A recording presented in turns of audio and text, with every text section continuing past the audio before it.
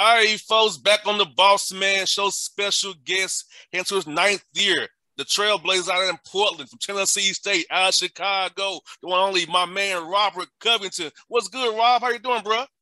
Brother, man, I'm good, man. Sitting at home, relaxing, man. Just got done eating a nice little meal, finish up the day. Just came home, relaxed, man. It feels good to be done for the day. Now, Robert, let's ask you this, bro.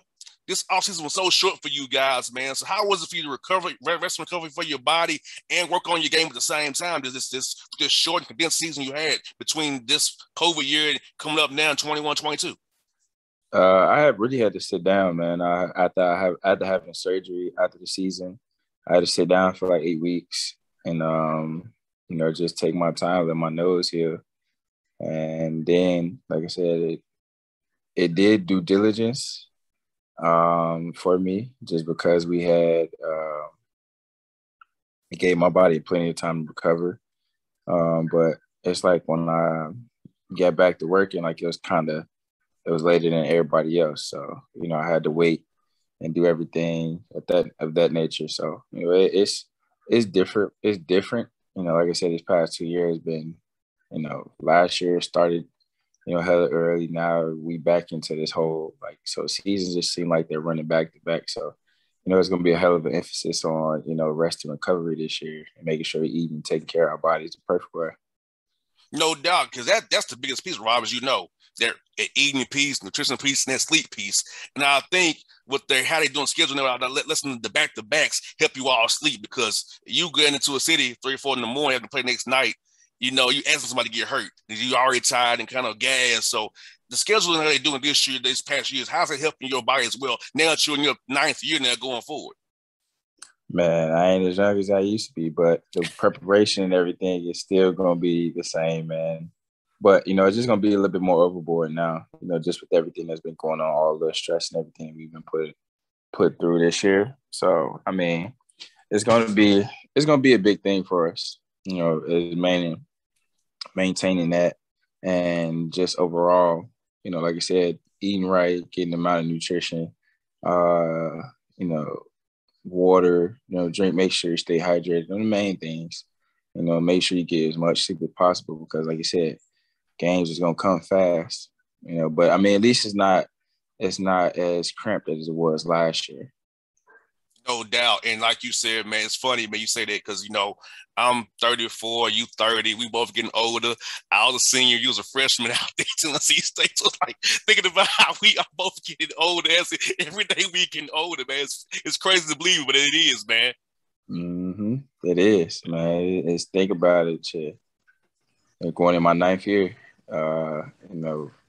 at some point this wasn't a reality for me, but for me, as much work as everybody knew me, man, that, this was my dream, but, being at HBCU, I didn't think I was going to get there. I thought I was going to go overseas, make some money, you know, it's just, I always downplayed, as everyone said, I downplayed myself. And, it took that moment where it really clicked with me my junior year that it was a possibility, and, I kind of ran with it. So, I just kept playing with that chip on my shoulder, and that's what it was all about, man. That's what helped me get to this moment. So, it was different. Everyone has a different role, and my role was one of the most fun-filled, challenging, and greatest experience of many people can say. It's an opportunity for us to really do a lot of things. And you live in your mantra, Rob, allergic to failure, because you're allergic to failure. You didn't fail. You could have easily quit at the G League level, getting cut, released, up and down, but you worked your butt off, and now you are a solid NBA starter. You contribute every night defensively, 3-and-D guy, worked on your shot. So, you are the epitome of hard work, dedication, and being allergic to failure. Yeah, absolutely. That, like I said, that's been my mantra. That's been my motto that, I've always, lived by. I've had since I was 16, 17 years old, based off of a song, Lil Wayne, I'm a go-getter. I, came up with that mantra, really thought about it and, really applied that to my life, and that's an everyday lifestyle. And it's a constant motivational factor for me, and so many other people. You know, it's all it's about is all it is about changing, you know, the life and, you know, doing enough to where you can really have a good, you know, outing for it. So for me, like I said, you know, Allergic to Failure is my life because, like I said, I'm a living example. You know, leave it up to everybody else. I'm not supposed to be here. Yeah, like you said, you from Chicago, me from Atlanta.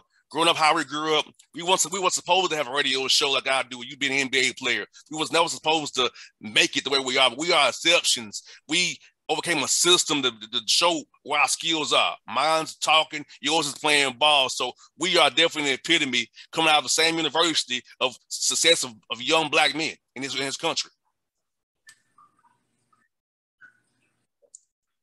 Man, it's crazy to see like how all of this unfolded. You know, being like I said, coming from HBCU, being the factor of, you know, living the example of everything, and you know, just having a great time of, you know, living up to that mantra of being able to experience, you know, so much that comes with, you know, going to HBCU. I love it.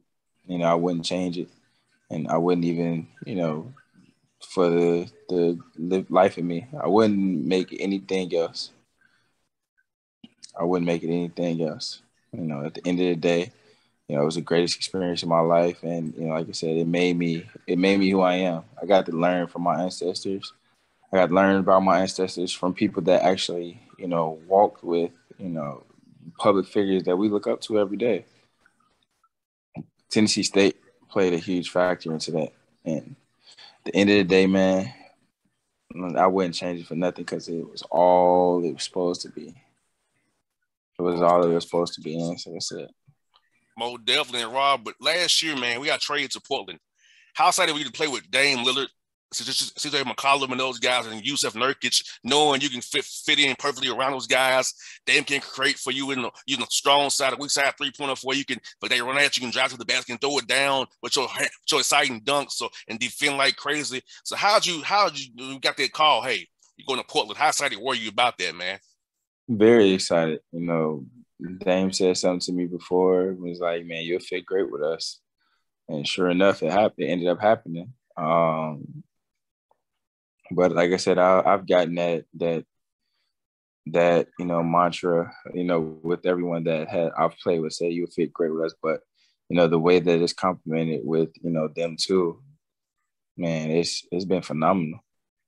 It's been phenomenal to be here with them. And like I said, you know, seeing them two with the amount of attention and the amount of presence that they have, like on the court, it made things for me a lot easier. Open shot, a lot of open shots, you know, a lot of different responsibilities and a lot of different things.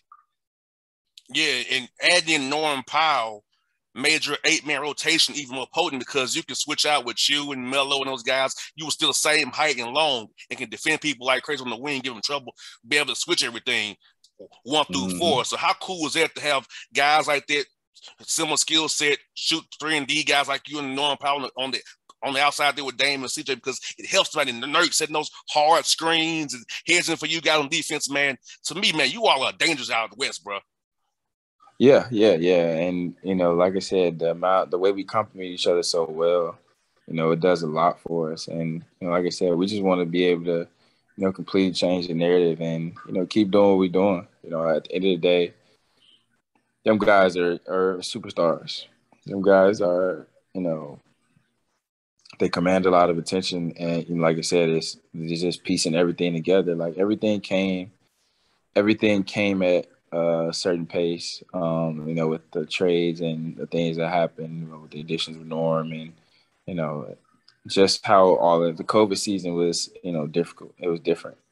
And, you know, I think once, you know, you actually have time to get everything up and running together, like I said, we'll be able to learn a lot more. And then with the new coaching staff and everything, man, you know, like I said, it's making it simpler for us and everything is flowing very well. Like it flows, one thing flows into the other. So it's so unique to actually see how they've made it all happen. Now, Rob, tell me about Coach Billups. How cool is he to play for a guy you probably grew up cheering for, watching him play the game, and now he's your coach? How cool is that to have that guy to kind of lead your team and be a mentor to you and your career going forward? Man, he's a great dude, man. Like I said, he's very attentive. Like he's about doing the little things, and he understands that the little things is going to take us a long way. So, it's him implementing the things that he's been doing. Like it's done, tremendous job of work for us, and like I said, it's made things easier for us, and a lot simpler. So, we're not in, it's too many rotations, too many scrambles. So, like I said, we picked up on it very well. Like it's just keep building off of it. And, like I said, with us training camp coming up, that's what it's for, is keep building off the principles and, learning everything. So for me, like I said, it's simple, but it's also very effective. And like I said, we just got to keep on doing what we got to do. And like I said, we're excited about what's on the plate. So for me, like I said, it's being a defender, like it does make things a lot easier for us. Last one for you, Rob, is when you're in town in Atlanta, what is your favorite spot to eat here when you in town to play the Atlanta Hawks? Man, when I be in Atlanta, I don't go nowhere, bro. I don't can go nowhere. respect that. I don't go nowhere. I if I do, I kick with my people. Like we'll go maybe like a little lounge or something. But bro, I don't even like be out on the scene like that because it's too much. Hot Atlanta, how it is. You know how Exactly. hot Atlanta is. I ain't got time for it. I feel that. Hey, Rob, thank you for your time, brother. Hey, be healthy. Be safe. Look for the scene. We play the Hawks, man, and best luck to you this season. Hope to talk to you again down the road, brother. Man, appreciate you, brother. See you later, man. Anytime, bro. Later. All right.